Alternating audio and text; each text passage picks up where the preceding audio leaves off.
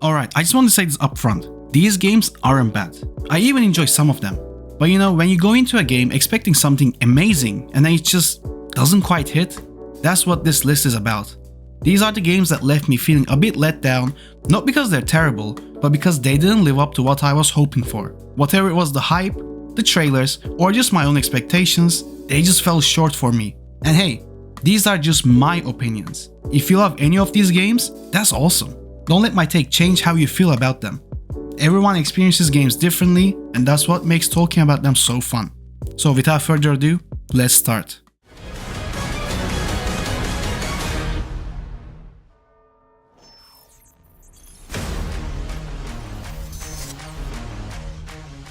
Watch Dogs Legion was such a letdown for me, especially considering how much I liked the first two games, Watch Dogs 2 in particular. The characters were fun, the world was alive, and I actually cared about the story and the crew I was running with. It had personality, charm, and felt like it was really building on the ideas of the first game. But then, Legion came out, and it just felt hollow. The big gimmick, being able to recruit and play as anyone, was cool in theory, and honestly pretty impressive from a tech standpoint. But in practice, it took away one of the most important parts of a story-driven game, a strong main character. Without a central figure to care about, I never felt emotionally invested in what was happening. It was like I was controlling a group of faces, not people. The story didn't hit the same way either. It lacked focus, and the missions felt super repetitive. There was a lot of style, but not enough substance.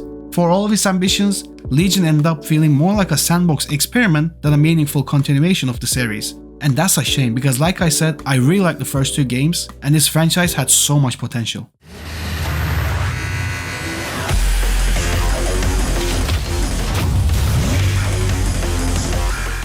Cyberpunk 2077 was one of the most hyped games I've ever waited for. The trailers looked insane. The world seemed so deep and stylish and I was all in. But when it launched, man, it was rough. So many bugs, crashes, performance issues, it just didn't feel finished. CD Projekt Red eventually fixed a lot of it, but by the time they did, I had already moved on.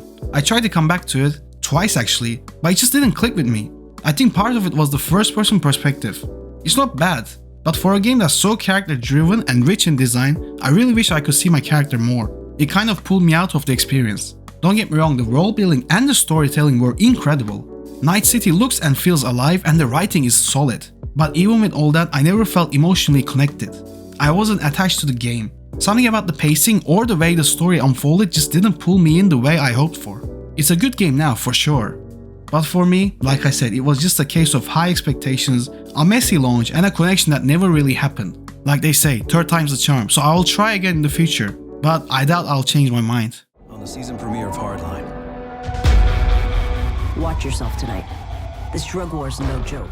Battlefield Hardline was one of those games that had all the ingredients to be something special, but somehow it just didn't come together. Visually, it looked fantastic. The graphics were genuinely impressive for the time, with great lighting, detailed environments, and a polished presentation that made the game feel high budget and cinematic. And for the plot, honestly, I was excited. A cop drama set in a Battlefield world? Something that could have brought a fresh twist to the military-heavy formula the series was known for. It felt like they were trying to do something different, and I really respected that. But once I played it, the cracks started to show. The story felt like it was trying to be a gritty crime drama, but it never fully committed. It skimmed the surface of deeper themes, like corruption, morality, and justice, but never really explored them in a meaningful way. The pacing was all over the place. The writing just didn't land. And the characters ended up feeling flat and forgettable. That said, the multiplayer was a different story. And honestly, it's where Hardline shined the most. It is fast, chaotic, and leaned into the cops and robbers theme in creative ways. When you market a game around its story and promise something new, but only the multiplayer delivers, it leaves a sour taste in your mouth. In the end, Battlefield Hardline wasn't a bad game. It just didn't live up to what I thought it could have been. It had the potential to tell a compelling story in a unique setting, but instead, it played it safe and hollow. I think that's what made it disappointing for me.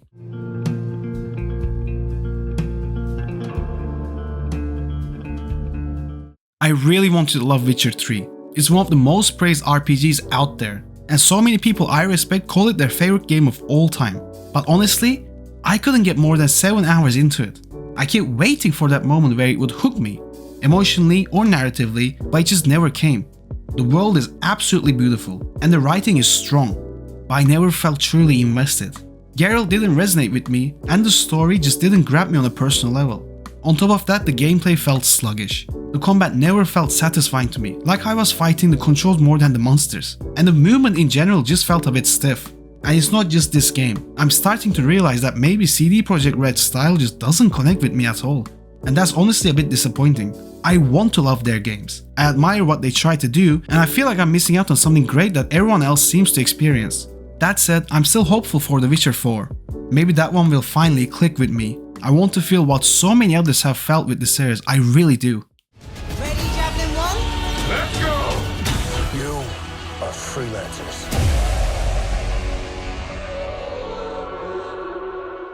Anthem was one of those games that completely blew me away when it was first revealed. That demo looked incredible. Flying through the stunning alien environments in a javelin suit like Iron Man, working as a team and exploring this mysterious lush world, it felt like BioWare was stepping into something bold and new, and that potential was massive. But when that full game launched, man, it just did not live up to that fucking version of the game that was shown in E3. Sure, the flying still felt amazing, easily the best part of the game, and the graphics were top tier, but everything else just fell flat.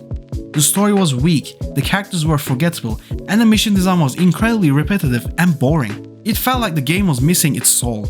Coming from BioWare, the studio behind Mass Effect, Dragon Age, it was really a letdown. You could tell there were development issues and the live service approach just didn't help it at all. But I gotta say, it's really sad because Anthem had something special in that early footage and it just never made it into the full experience.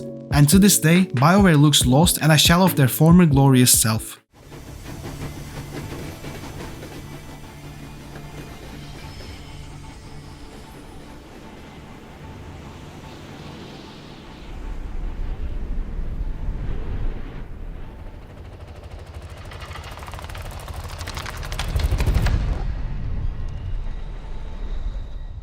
Metro Exodus was a game I was genuinely excited for. That E3 trailer, incredible. The visuals, the atmosphere, the tension, again, incredible. It looked like something special and honestly, with nothing else major dropping at that time, I was fully ready to dive in. I hadn't played the previous Metro games, but I watched the story recaps and tried to catch up because I really wanted to enjoy this one. And on a technical level, it absolutely delivered. The graphics were stunning, and the world design was incredibly detailed. It had this gritty, bleak beauty that felt unique, but it just didn't click with me.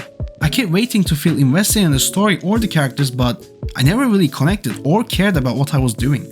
The pacing felt slow, and even though I appreciate what the game was doing, I wasn't emotionally hooked. I don't think Metro Exodus is a bad game. It is far from that. It clearly had a lot of care put into it, and for fans of the series, I totally get why it would be a favorite. But for me, despite the amazing presentation and hype, it just didn't land like I hoped it would.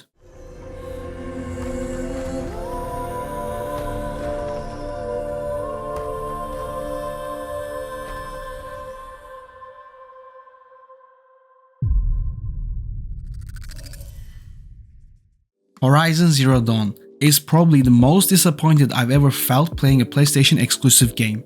And that says a lot because I'm a massive PlayStation fan. Their first party titles are usually my bread and butter. I wanted to love this game so badly. I gave it 3 chances, hoping something would finally click. But each time I felt the same, bored and underwhelmed. It's a game that so many people still hype up and I totally get why. The concept is super cool. A post-apocalyptic world ruled by machines that look like dinosaurs, with tribal societies trying to survive, that has a lot of potential. And visually, it's stunning. But for me, that's where the excitement ended.